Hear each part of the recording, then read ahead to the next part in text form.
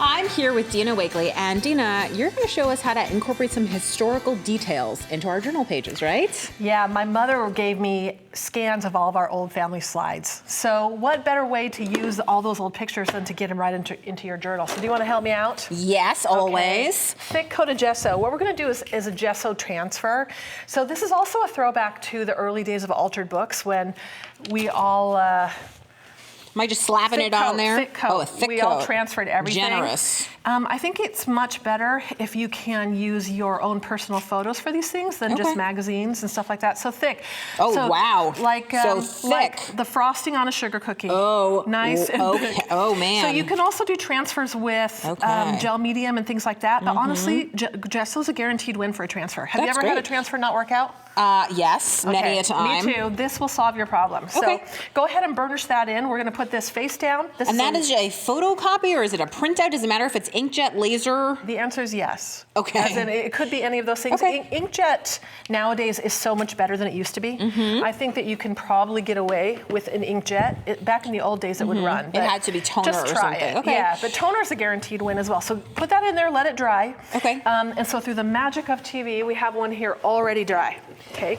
Go ahead and soak it with just plain old water. Okay, soak it, soak it. So you really mean like spray, spray, Take spray, it for spray, spray. a swim. Okay. Take it in the ocean. I am going. As you spray, you're going to see the image start to come up, and then you're going to wipe on, wipe off. So you want to rub that paper pulp.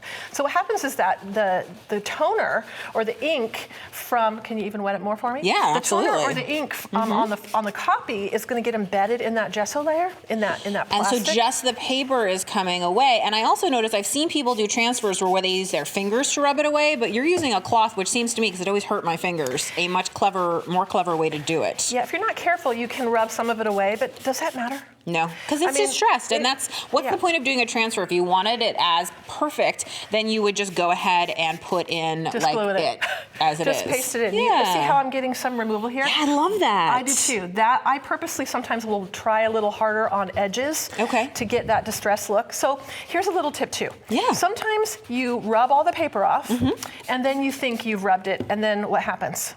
It gets fuzzy, turns white. Yes. So rub it again, wet it, rub it again, and when all else fails, if it won't stay clear, nice and clear. Thin coat of gel medium I like over your application tool there. That seems like we all have one of those. This is a very specific method, which means just use your fingers.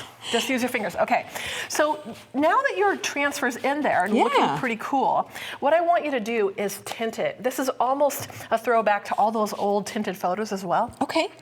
So we want to focus on shadows and highlights. Whoa, that sounds technical. It sounds technical, but what we're going to do is we're going to choose a water-soluble tool here. Right. And it's going to look a little horror movie here for a minute, but where the face is shadowed, I want you to put a little bit of dark color. And a good way that somebody always told me when you're shadowing faces is to use your own face as a model and start to sort of push and prod and think like, well, my nose sticks out, but what is recessed behind it is sort of where your eyes come in or like right under your lip, stuff like that. Or people that have a chin, it might be darker under there, right? We all have a chin, yes. So if you put a little bit of gesso on your brush and then put it over that dark, you're blending them together. It's going to blend it together.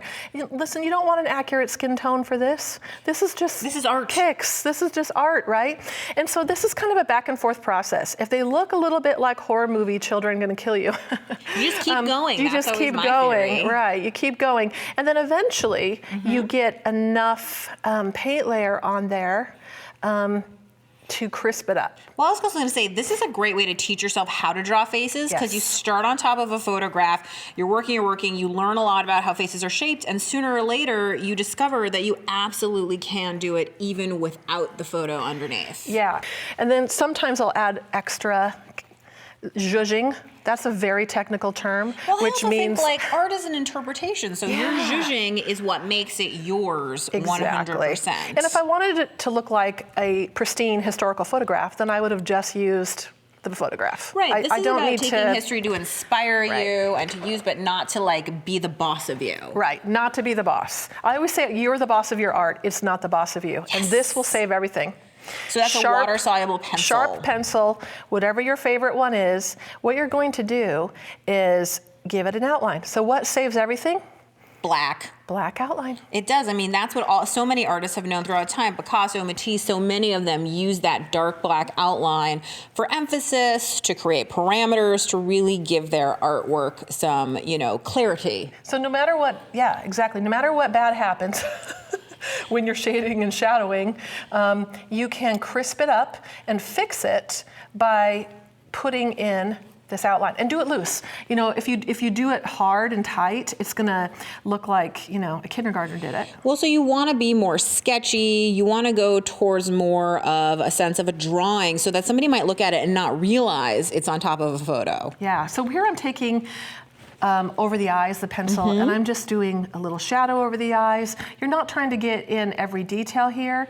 You're just trying to outline and give that impression feel. And because this is water soluble, if you do that and think, okay, he looks like he might kill me in my sleep, then you can wipe it off with a baby wipe. Or I was gonna say, take your spray bottle and get it gone. You spray it, you wipe it off, you start over. And then the rest of the page is yours to use as you like. You can write your journaling on there.